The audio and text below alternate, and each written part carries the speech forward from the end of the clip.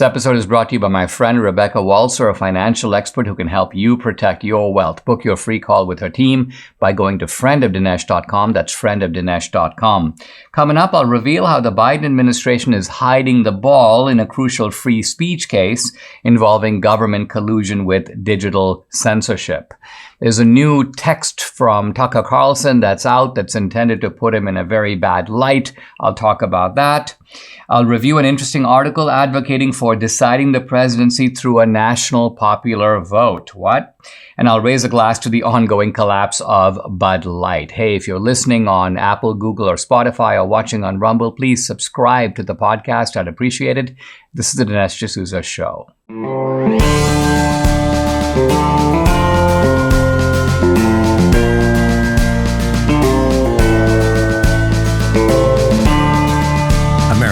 Needs this voice. The times are crazy. In a time of confusion, division, and lies, we need a brave voice of reason, understanding, and truth. This is the Dinesh D'Souza Podcast. There are a couple of interesting items in the news I thought I would mention. Debbie and I were talking this morning. We're quite pleased to see that the really bad guy in Texas who went next door and shot up really a whole family, killing multiple people.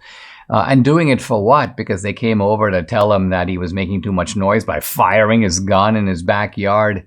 Well, this crazed, psychotic, dangerous individual, and I was afraid he had slipped away into Mexico and disappeared. Well, happily, he has been apprehended. I think it was was it in Montgomery County in Texas or Palestine or? It was in Cleveland. In Cleveland, Texas, he has been caught, and of course, we're hopeful that he will. I don't see how this won't be a death penalty case, this being Texas.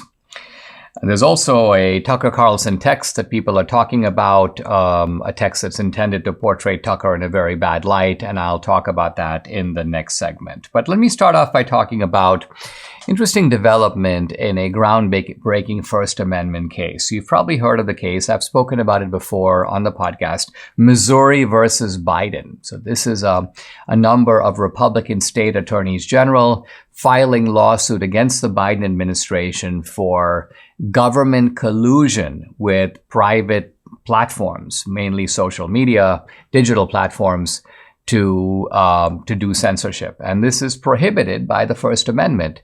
A very important part of this case is just ferreting out all the discovery, all the information, exposing the full extent of the collaboration between the government and the private sector.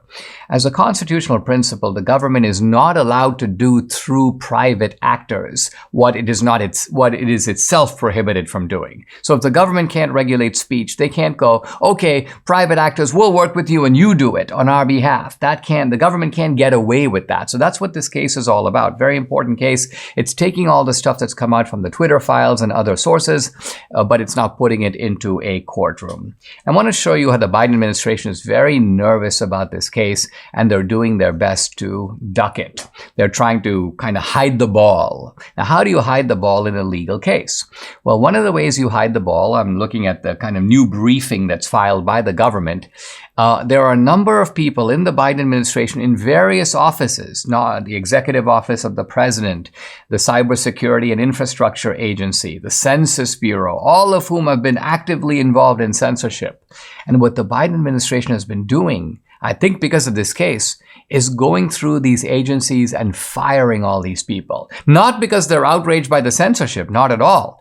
But see, here's the point. When you fire somebody, you get rid of them, and then you bring in somebody else. And so in the court case, when it says, let's call up, Debbie D'Souza because she's been active in censorship, you go, oh, Debbie D'Souza no longer works here. We're now going to send Jack Smith instead. And Jack Smith will go, well, I don't know anything about this. I've just gotten in. I'm just new. I wasn't doing any of this. So this is the game that's being played. But I want to show you how it is played because this kind of gives us a window into how the government is working to cover its tracks, how it's working to hide the ball. The latest, and I'm relying here, by the way, on the very good reporting of Tracy Beans, who's on the scene, who's covering this case in its excruciating detail. And the detail here that is illuminating, the detail that makes the difference.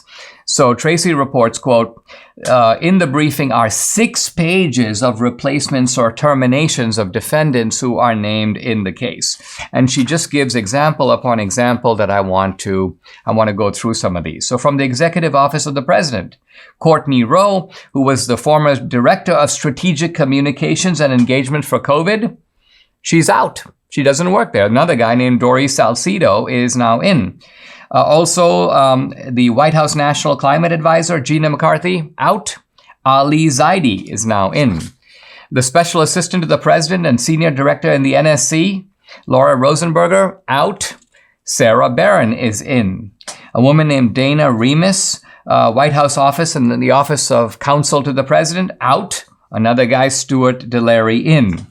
And so it goes on. Office of the Surgeon General, Chief Engagement Officer for the Surgeon General, Eric Waldo, out. Catherine Deely is his replacement.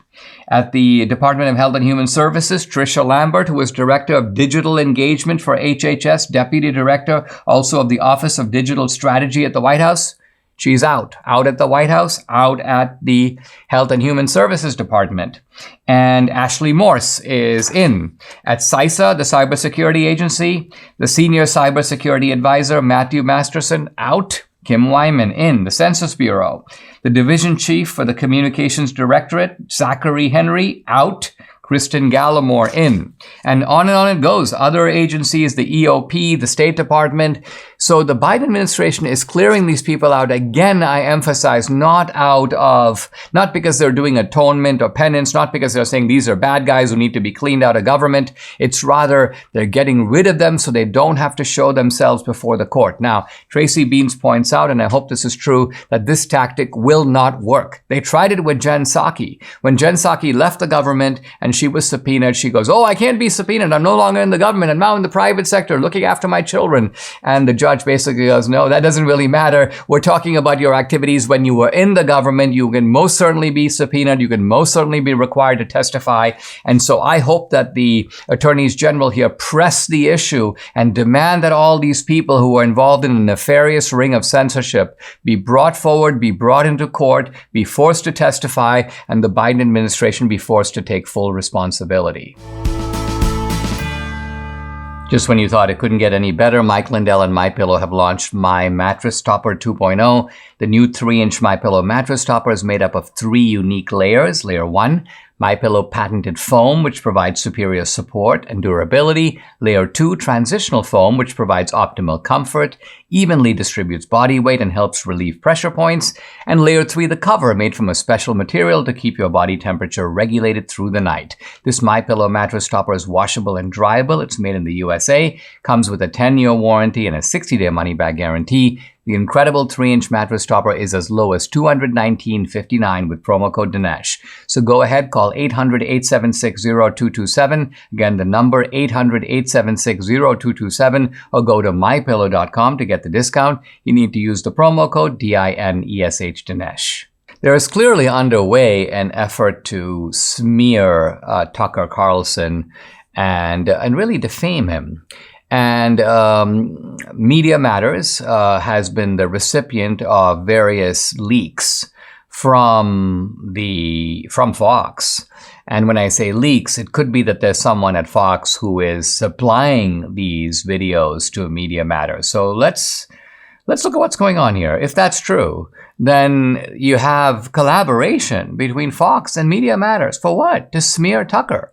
And there were some reports, by the way, that, Fox settled this case with Dominion because they didn't want these incriminating texts coming out. But if that is the case, why is Fox itself now releasing these texts into the media? So is it the case that Fox didn't want to have legal responsibility, but is perfectly happy to now try to blacken or smear the reputation of Tucker? I don't think that that really makes any sense, and we'll begin to see this when we look at the text that is now the focus of a New York Times article this morning. I just saw it and I thought, well, I need to talk about it today because I want to go through what Tucker says in the text. I don't think it proves what the left think. They're like, oh my gosh, this shows Tucker's vicious side. It shows that he's a white nationalist. It shows that he's a racist. And this is the kind of toxic brew that Fox is responsible for and Tucker was responsible for. All right, we're going to read the text and go through it. A couple of weeks ago, says Tucker, I was watching video of people fighting on the street in Washington. A group of Trump guys surrounded an Antifa kid and started pounding the living shit out of him. It was 3 against 1 at least. Jumping a guy like that is dishonorable, obviously. It's not how white men fight. Pause. So here's Tucker. He's describing a scene. And he's talking about the Trump guys basically giving it to Antifa. By the way, there have been lots of videos of the opposite Antifa guys beating up on Trump guys. So this is a street fight. And evidently it's 3-on-1.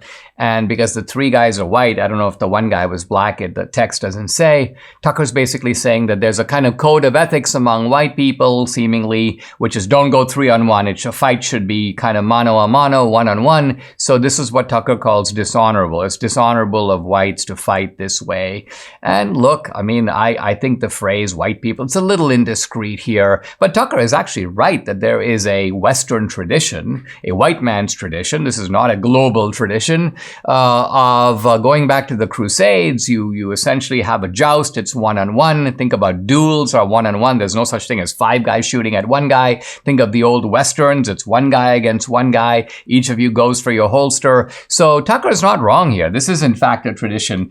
Let's continue. Yet suddenly, says Tucker, I found myself rooting for the mob against the man, hoping that they'd hit him harder or kill him.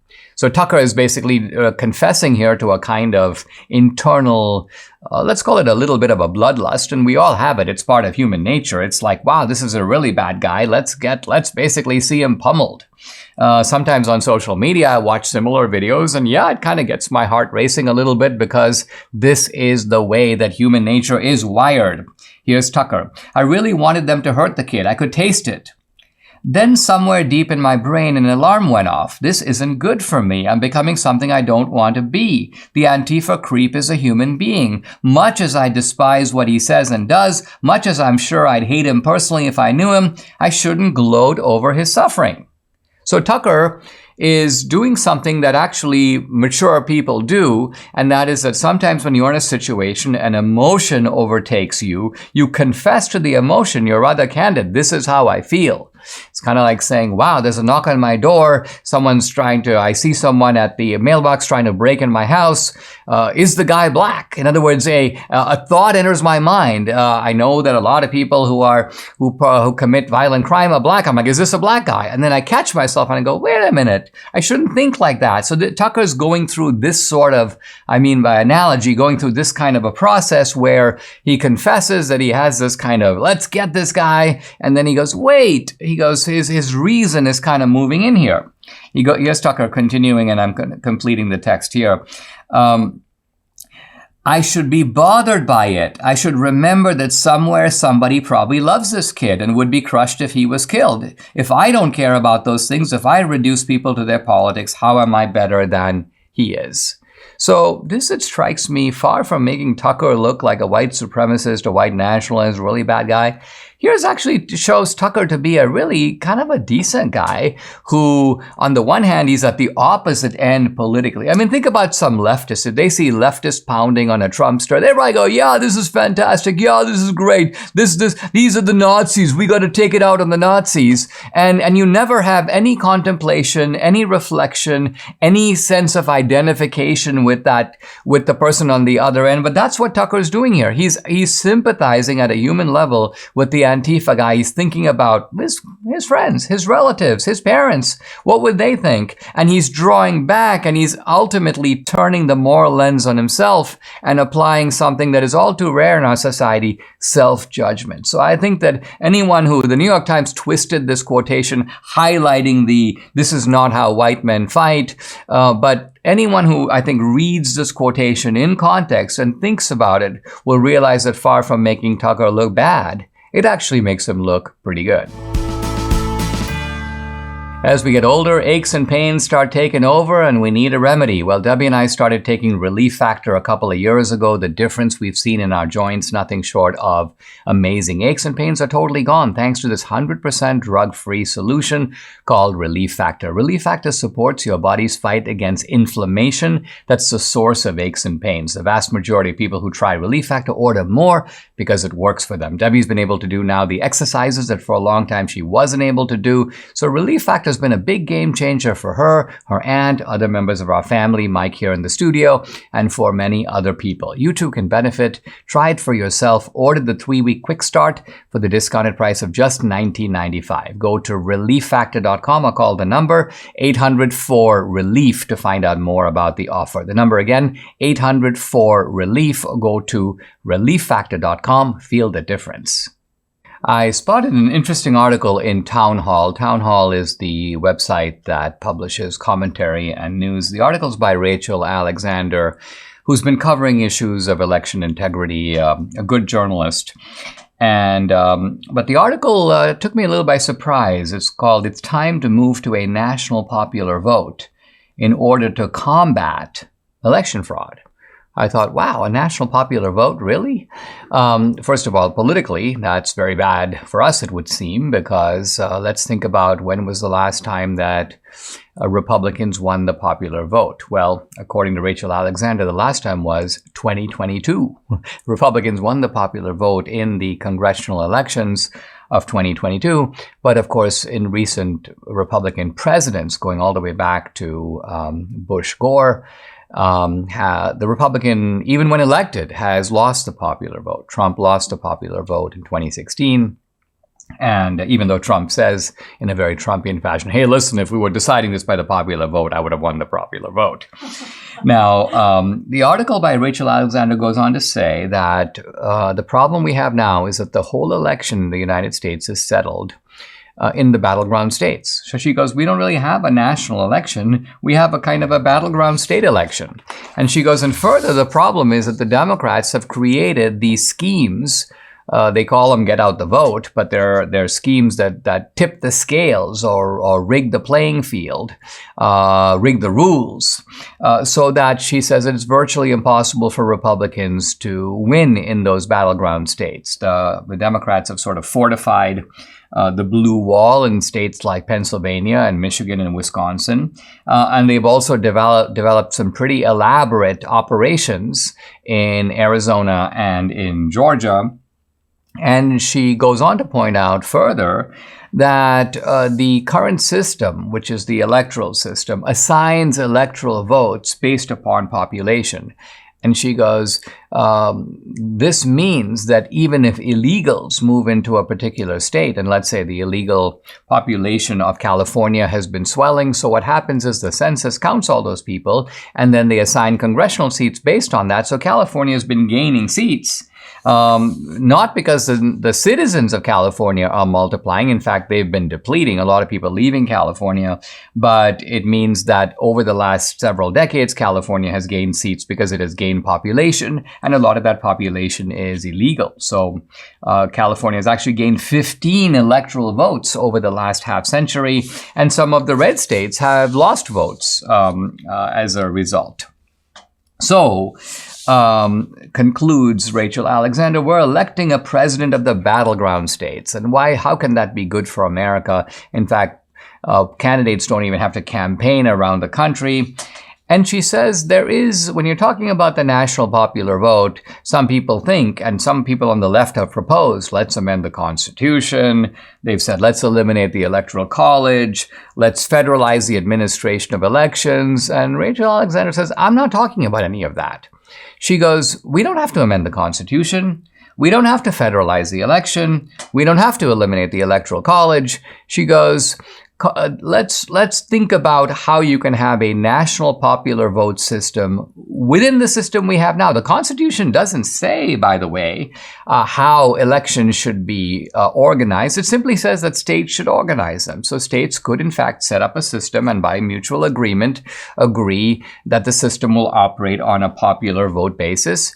These are laws that can be passed at the state level. She goes on to say you can still have an electoral college, and there would be electors who would then come and cast their votes for the president.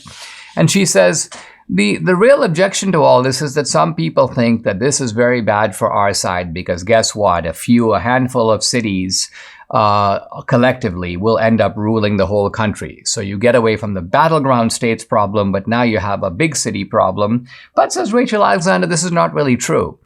She says the total population of the big the 100 biggest cities in America, they have 65 million people.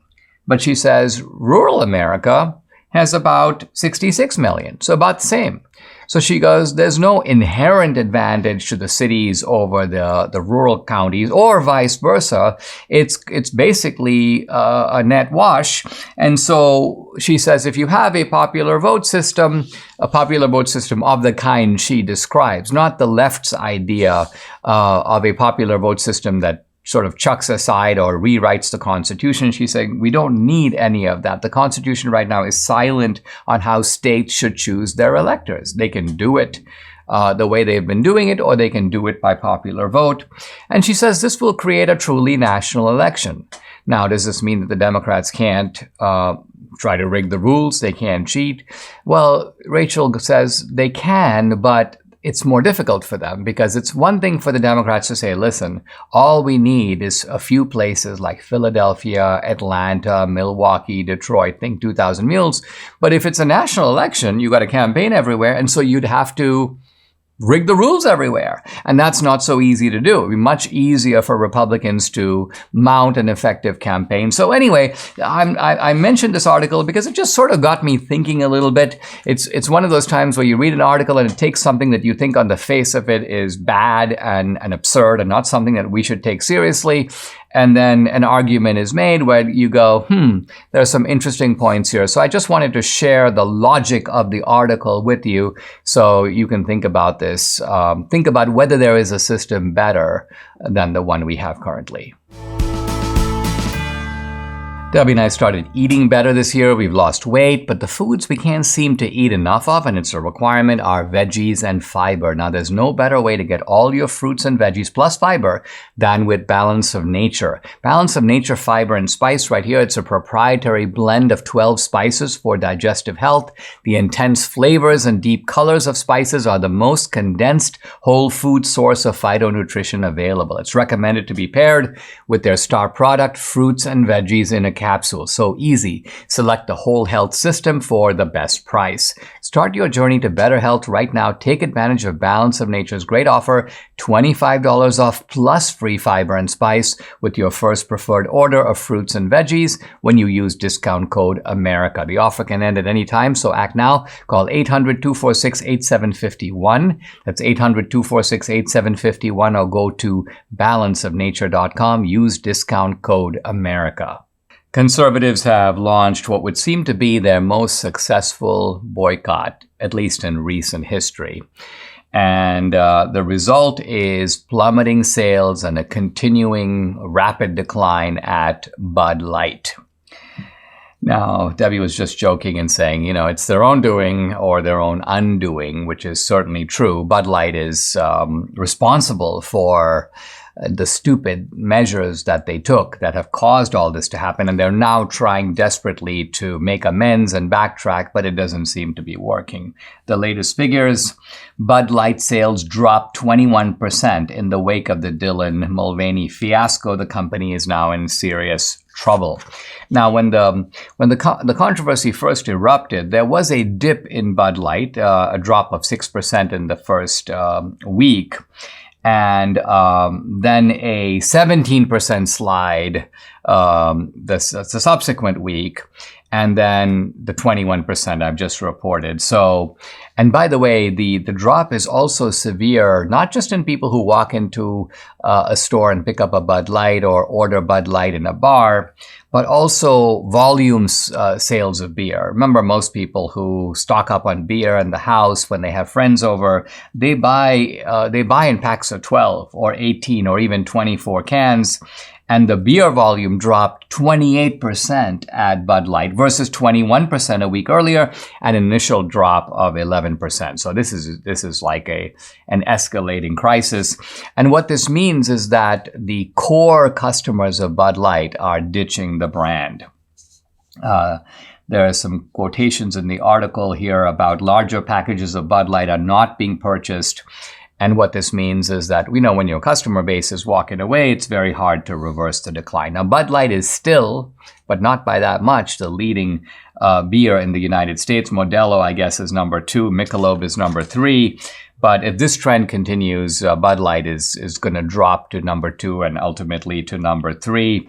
Anheuser-Busch has been doing its best, as I say, to turn things around.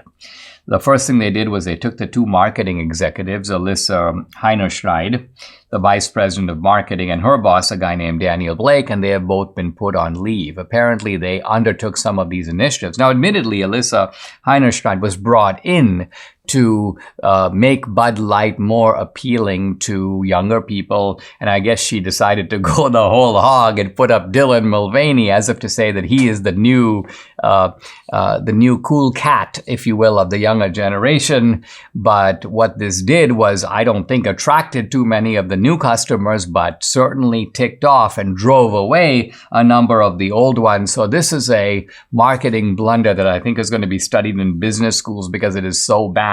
It's really so stupid.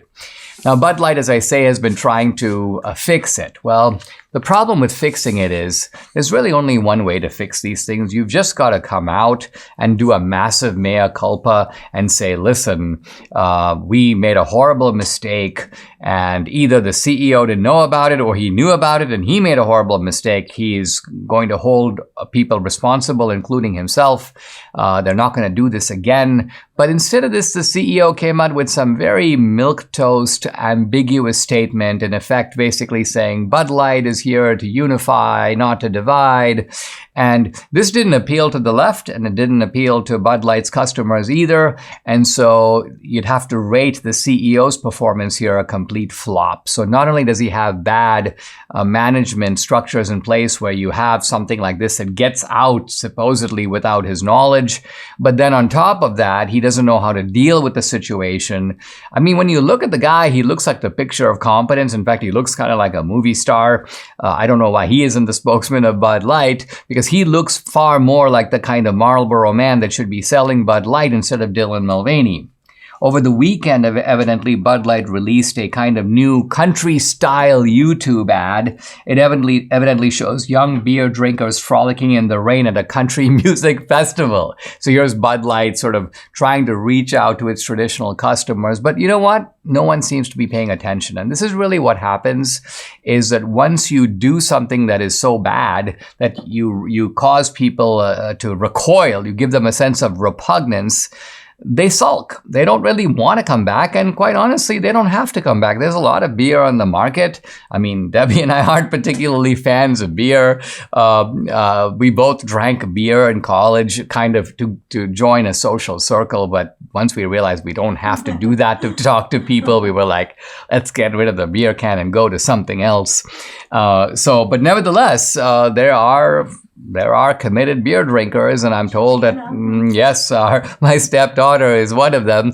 And look, there are people who say that, when you're at a party, when it's hot outside, a cold beer, there's nothing like it.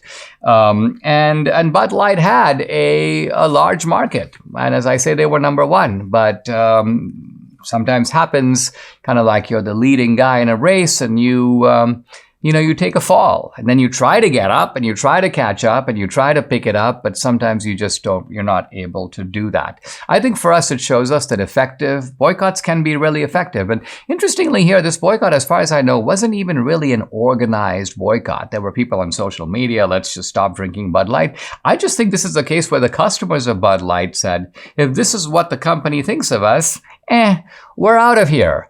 And so instead of the good old hand me a beer, it's sort of like, let me return my beer, and I'm not going to be getting more where that one came from. Former President Trump recently issued a warning from Mar-a-Lago, quote, "Our currency is crashing and will soon no longer be the world standard, which will be our greatest defeat, frankly, in 200 years. Some experts believe there are serious threats to the future value of the U.S. dollar because of inflation, deficit spending, and our increasing national debt." Now, one asset that has withstood famine, wars, and economic upheaval dating back to biblical times is gold. And you can own it in a tax-sheltered retirement account with the help of Birch Gold. Birch Gold will help you convert an existing IRA or 401k, maybe from a previous employer, into an IRA in gold. And the best part, you don't pay a penny out of pocket. So go ahead, text Dinesh to 989898 to get the process started. Think about this. In March of this year, when the banks faltered, the stock market faltered, gold surged. Birch Gold can help you find out how to protect your savings with gold. Birch Gold has an A+ rating with the Better Business Bureau, thousands of happy customers. So go ahead, text Dinesh to 989898. Get your free information kit on gold and get started. Again, text Dinesh to 989898. Debbie's looking at our schedule and she's like, artificial intelligence? What are you going to say about artificial intelligence that you haven't already said? Well, I have talked about it because, look, this AI, artificial intelligence, could very well be the new internet, a transformational technology on a number of fronts. And very often, like technology, like new technologies, this would be true of the automobile, this was true of the airplane, the phone, the computer. There are many good and bad things on the horizon, and sorting out between them and trying to figure out how we can tap into the good while avoiding the bad is not so easy. In fact, very often I tend to think that you end up getting both. The good is too irresistible to say no to the technology, and then as a result you just get the bad because there are no easy ways to block it. And so let's think about the automobile. It was certainly an instrument of freedom. It allowed people who live in the country to go to the city. It allowed people to be able to drive 100 miles to a new job that's better than the job they had before. It allows you to be able to travel. So many Americans go on vacation by driving. At the same time, it broke up or destroyed the integrity of the small town and small communities where you had people who all know each other, where by and large people lived their whole lives, and you married the girl next door and you went to work at the local bank or the local pharmacy. Suddenly all of that changed. And small towns then, many of them began to struggle. And so I'm just giving a kind of an example of how the car made huge changes that are so hard for us now even to fully grasp because we don't really know the world that there was before that. And with artificial intelligence, the same thing. Now, here's a renowned pioneer of artificial intelligence. His name is Geoffrey Hinton. He's one of the guys who invented this stuff and, in fact, invented the technology that has now led to ChatGPT, which is the AI that everyone is talking about, as well as Google's answer to ChatGPT, which is Google Bard. Now, this guy, Geoffrey Hinton, worked at Google, but he's decided to resign. But his resignation isn't because he's unhappy with Google per se. He's unhappy with the technology. He's unhappy because of the dangers it poses, and he says that it's causing him to regret his life's work. I mean, a very interesting phenomenon for a brilliant scientist and technology guy who's put so much into making something new, and then I guess what he's saying is it could become, I don't think he's saying it has become, a Frankenstein. He says, quote, "I console myself with the normal excuse, if I hadn't done it, somebody else would have." These are the people who built the atomic bomb said the same thing, which is that these technologies are based upon advancing knowledge, and ultimately it's just a matter of putting the pieces together. Now, he agrees, Hinton does, that generative AI can produce important advances in industries, some greater efficiency, better drug research, better forms of education, but there are also risks. And he mentions three, and I just want to highlight them as we think about this together. He goes, it's hard to see how you can prevent the bad actors from using it for bad things. So what are the bad things? Well, the first bad thing, he says, is misinformation. Now, he doesn't mean misinformation of the kind that is being censored by the digital platforms. Oh, Dinesh, you're talking about climate change. It's misinformation. No, he's not talking about that. What he's saying is that with artificial intelligence, you can create fake pictures. You can take somebody, let's say Dinesh, and put him somewhere that he isn't. You can take an existing photograph and manipulate it so dramatically, or even replace the person in the picture with someone else. So think about the impact of this for criminal cases. Yeah, I saw the guy and he was at the scene of the crime. Oh, no, that's a fake picture. That's not a real picture. Oh, yeah, but I saw posts on social media. Those are manipulated. Those are altered. So the line between what is seen and what is not real, the line between, let's just say, for example, that you can replicate somebody's texts and you can talk exactly like them. You can use their very similar lingo. You can pick up all the people that they know and refer to those people. And then you present them. Here are Tucker Carlson's texts. Here are Dinesh D'Souza's texts. And it's not their texts. Or there are some of their texts mixed in with others that are not. So this is the kind of misinformation he's worried about. The whole internet becomes untrustworthy. Number two, displacing jobs. And here Hinton says, it's one thing to say that there's an industry here, an industry there, and we've figured out through technology how to make things more efficient.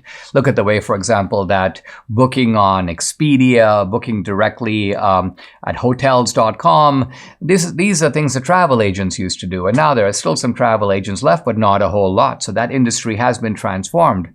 But what Hinton is saying is, what if every industry is transformed in this way? What if you no longer need, let's say, teachers? What if you no longer need paralegals or legal assistants in the entire legal profession? What if there are whole jobs and whole fields that can now be done electronically? And we're not just talking about, quote, think jobs or white-collar jobs. Even blue-collar jobs can be done by intelligent robots. And they will load everything, and they will stack everything, and they will organize the Amazon warehouse as they do now. So Hinton is saying, what really happens to a society when you have people who are rendered, in a sense, rendered unnecessary or rendered superfluous? And finally, a point I'll talk about on a separate episode because we need to go into it. The danger of AI outsmarting the human race, being able to do things and control things. Literally the plot of the Terminator, where the machines take over and begin to run they run the nuclear facilities and they run the police force. Maybe they can run the country. And because maybe they can run the country, and maybe they can, but Hinton's point is, for whose benefit? The machines, think about it, when humans do something, no matter how incompetent they are or even malevolent, they're even driven by some self-interest. I'm going to do this because it's better for me, or it's better for our team, or it's better for humanity. But the machines don't care about humanity. That's not their interest, and they're emotionless. So the possibilities here are kind of scary, and I agree. So there's a lot more thinking has to go into this, but here you've got somebody at the heart of the enterprise who's saying, in a sense, I want out because I don't like where this is going. Hey, I'd like to invite you to check out my Locals channel. I post lots of exclusive content there, including content that is censored on other social media platforms. On Locals, you get Dinesh Unchained, Dinesh Uncensored. You can also interact with me directly. I do a weekly live Q&A every Tuesday. Just did one yesterday, and no topic is off limits. I've also uploaded some very cool films to Locals, both documentaries and feature films, both my films, and also films by other independent producers, including 2000 Mules and a new film that I'm working on for this year that'll be out this fall. So if you're an annual subscriber, you can stream and watch these films for free. Check out my channel at dinesh.locals.com. I'd love to have you along for this great ride. Again, it's dinesh.locals.com. I'm continuing my discussion of the crimes of atheism, and in this context, I've been talking about Hitler and whether or not Hitler was personally a Christian, and moreover, was the Nazi philosophy a kind of extension of medieval anti-Semitism? And I've been arguing that that's not the case. Let's start by talking about Hitler himself. There's an important book that came out several years ago, Hitler's Table Talk, which was based upon a series of recordings made by a top Nazi of Adolf Hitler himself in the latter years of the war. It was made over a pretty long period, and catching Hitler at various times. And what particularly interests us here is what Hitler had to say about religion, about God, and about Christianity. Turns out Hitler was rabidly anti-theistic, anti-Christian. He talks about Christianity as, quote, one of the great scourges of history. And he said of the Germans, quote, let's be the only people who are immunized against this disease. So this is how Hitler viewed Christianity. He promised that, quote, through the peasantry we shall be able to destroy Christianity. In other words, Hitler wanted not just an atheism of the upper class, but an atheism of the ordinary German. And thus this would kind of put an end to Christianity in Germany. And he blamed the Jews for kind of inventing Christianity. He said that Judaism, after all, through the Old Testament, gave rise to Jesus and gave rise to the New Testament.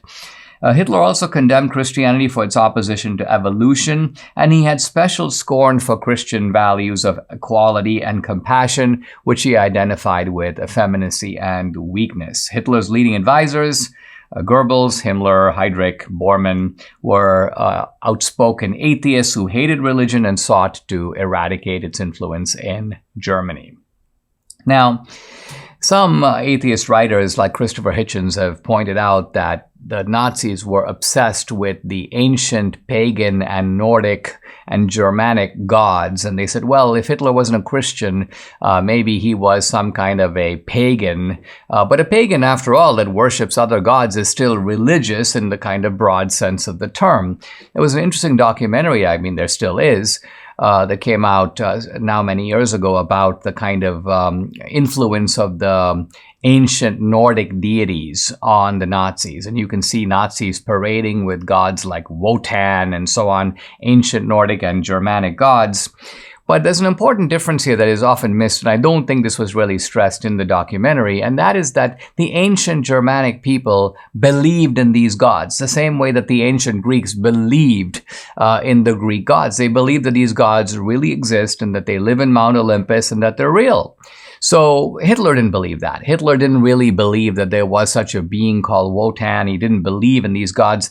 What he was doing was kind of digging into the ancient Nordic past to find, you could call it themes or myths, or as we say today, memes that would be helpful to reconstruct a kind of modern racial ideology for the Nordic peoples. This was Hitler's motive. It wasn't that he had the same type of genuine belief in the pagan gods that the ancient Germans did, or Germanic peoples did.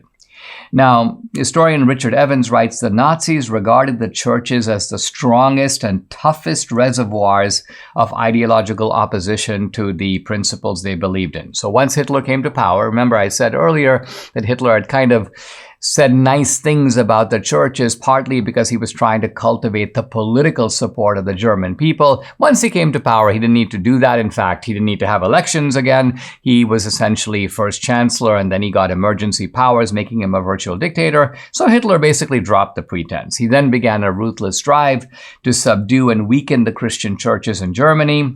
Evans points out, after 1937, the policies of Hitler's government become increasingly anti-religious.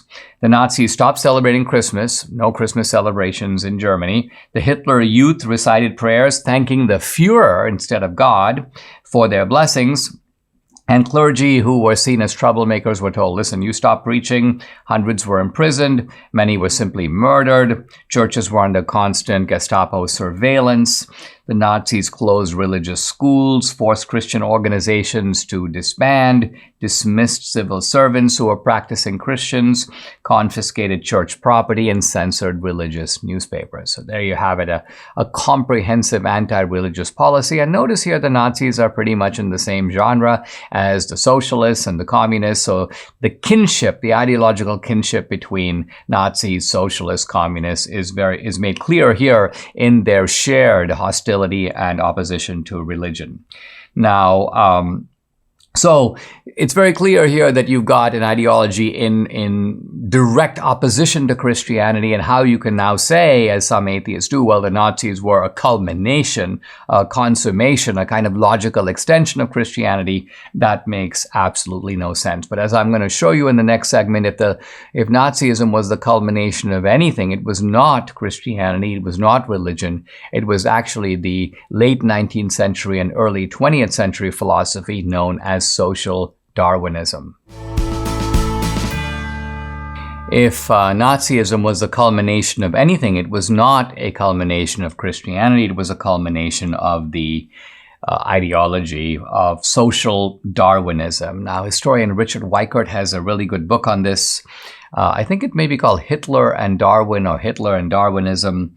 And he says, listen, both Hitler and Himmler were big admirers of Darwin, often spoke of their role as enacting a law of nature that guaranteed the, quote, elimination of the unfit. Notice that Darwinism was often summarized as survival of the fittest, and essentially Hitler and Himmler were applying this exact doctrine to the human race.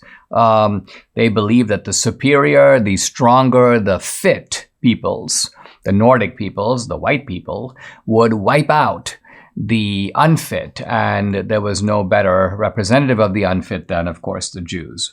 Weikart argues that Hitler himself, quote, drew upon a bountiful fund of social Darwinist thought to construct his own racist philosophy. Now, he says, look, I'm not saying that Darwinism is a sufficient explanation of Nazism, that social Darwinism by itself fully explains Darwinism, but he's saying I think it was a necessary condition. It was a necessary precursor. It was the foundation on which Hitler constructed and then went on to elaborate his own Nazi philosophy. So without Darwinism, there might not have been Nazism.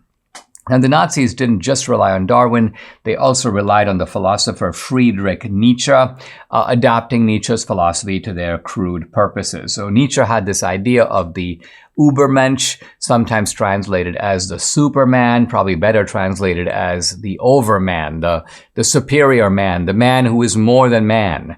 And Nietzsche said that this Übermensch and this new ethic that he was promoting was, quote, beyond good and evil. So it's a philosophy that isn't confined by traditional morality. Is this good? Is this evil? You don't even have to ask that question. And so the Nazi propagandists loved all this stuff because, in a sense, they were trying to get away from the idea that what they were doing is evil. They're like, no, we're trying to create these superior human beings, and questions of good and evil don't even arise.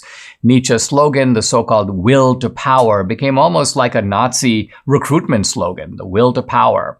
And I'm not suggesting, by the way, that Nietzsche, had he been alive, Nietzsche died in the 19th century. Nietzsche himself was messed up and kind of weird, but also also kind of a gentle man. And I mean gentle in the sense of kind and not given himself to any kind of cruelty. So the idea that Nietzsche would have approved of the Nazis, I'm not saying that. But what I am saying is that the Nazis approved of him. And there are things that Nietzsche said and the way he said them that I think you can see when you read them. You can see Nietzsche talks, for example, admiringly of the blonde beast. He's talking about this strong man who's blonde and is almost animalistic in his instincts. And you can see that there's a kind of rhetorical recklessness in Nietzsche, and the Nazis were all over it. In atheist literature, I see no recognition from Sam Harris or any of these guys about the kinship between Nietzsche, the great atheism of Nietzsche, and Nazism, and also very little discussion of the Nazi sympathies for Darwin. Now, the Nazis were also, it should be pointed out, champions of science. This may seem strange, but the Nazis believed in science. They saw themselves as promoting a scientific philosophy, survival of the fittest. They saw their project as an institutionalization and continuation of the Enlightenment, of the age of reason. Let's remember, by the way, Marx was also a product of the Enlightenment. Marx also saw himself as advancing a reasonable philosophy. When Marx made his so-called prophecies, Marx never said, I'm like an Old Testament prophet. He said, oh, no. I'm making scientific predictions that will come about as surely as the combination of hydrogen and oxygen is going to give us water. So Marx saw himself as discerning the scientific processes of history. And in a way, the Nazis were cut from the same cloth. The Nazis were also progressive. By progressive, what I mean is they placed their hopes not in the past. Let's learn from the past. Let's draw on the fund of wisdom of the past. No, they were like, let's draw on the future. Let's focus our attention not on where we've come from. That doesn't matter. Not even on what's going on now, but on the kind of glorious age that is to come. So communists and Nazis have always seen history is on our side, and our opponents are what? Well, they're religious and bourgeois reactionaries. They belong to the past. We belong to the future. Notice, by the way, that modern progressivism has the same idea, that the past is somehow something to be discredited, to be attacked. That's why they attacked the American founders. It's something to be annihilated. We are all marching toward a kind of more glorious and more equitable future. So this secular kind of apotheosis of science, reason, and progress, a doctrine that, by the way, very much with us today, is precisely what licensed men to do things to other people in a manner and on a scale that would previously have been completely unthinkable. Subscribe to the Dinesh D'Souza podcast on Apple, Google, and Spotify, or watch on Rumble, YouTube, and SalemNow.com.